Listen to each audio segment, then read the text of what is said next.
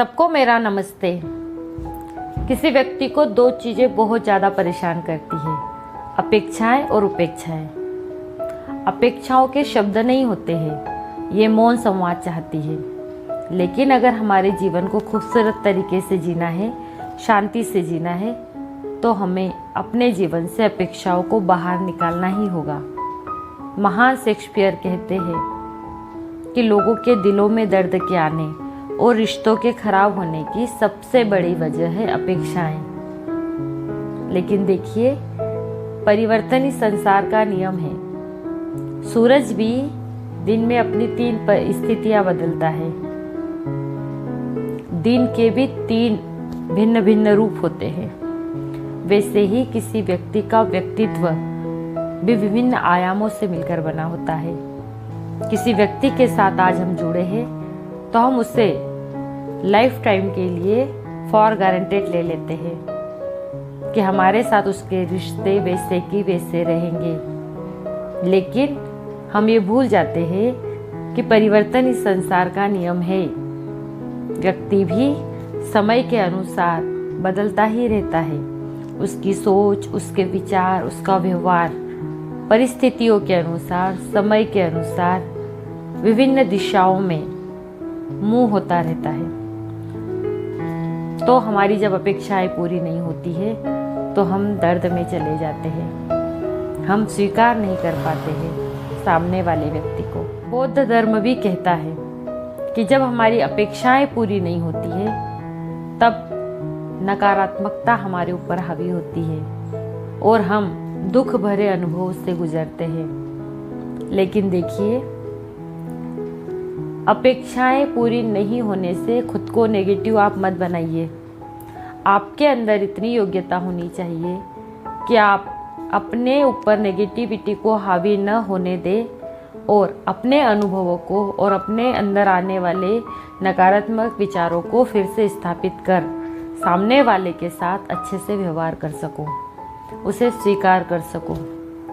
क्योंकि जब तक आप सामने वाले को, उसके व्यवहार को स्वीकार नहीं करेंगे और प्रश्न चिन्ह लगाते जाएंगे, क्यों, किस लिए, कैसा, मेरे साथ क्यों, तब तक आप दर्द में ही रहेंगे। तो अपने जीवन को शांति से जीना है, खूबसूरत तरीके से जीना है, एंजॉय करते हुए जीना है, तो अपने जीवन से इन अपेक्षाओं को बाहर निकालना ही होगा।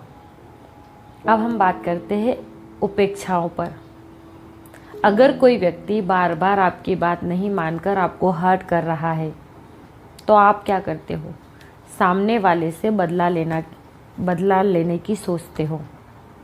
लेकिन देखिए, बदला लेना या प्रत्युत्तर देना किसी समस्या का हल नहीं है। महाभारत में अश्वत्थामा को सजाए मौत न देते हुए उसे यूं ही छोड़ दिया था, उसकी उपेक्षा कर दी गई थी। तो ऐसा कहा जाता है कि किसी की उपेक्षा करना उसको मृत्यु दंड देने से भी बड़ा दंड है। तो आप उसकी उपेक्षा कर दीजिए, लेकिन पहले अपने माइंड में ये क्लियर कर लीजिए कि आप उसकी उपेक्षा कर रहे हो, उसके जो कारण है वो वाजिब है या नहीं। क्योंकि कभी कभी हमारी मिसअंडरस्टैंडिंग के कारण या हमारी सोच के गलत डायरेक्शन में मूव होने की वजह से हम सामने वाले को गलत मानकर उसकी उपेक्षा करना शुरू कर देते हैं और ऐसा कर कर हम एक अच्छे रिश्ते को अपने जीवन से खो देते हैं। तो सबसे पहले आप अपने रिश्ते की अहमियत को समझे, जाने और देखें कि क्या सच में सामने वाला आपको हर्ट कर रहा है। अगर आपको लगता है कि सामने वाले की गलती है तो आप उससे दूर हो जाइए, उसकी उपेक्षा कर दीजिए। तो देखिए, ये अपेक्षा और उपेक्षा दो एक ऐसे शब्द है जो व्यक्ति को दर्द देते हैं, तकलीफ देते हैं। तो मैंने आपसे पहले भी कहा है कि किसी से अपेक्षा रखना आप छोड़ दीजिए। किसी से आप अपेक्षा रखना छोड़ दीजिए तो उसकी उपेक्षा का आपके ऊपर कोई प्रभाव नहीं पड़ेगा। अपने आप को आप स्टेबल बनाइए। परिवर्तन संसार का नियम है।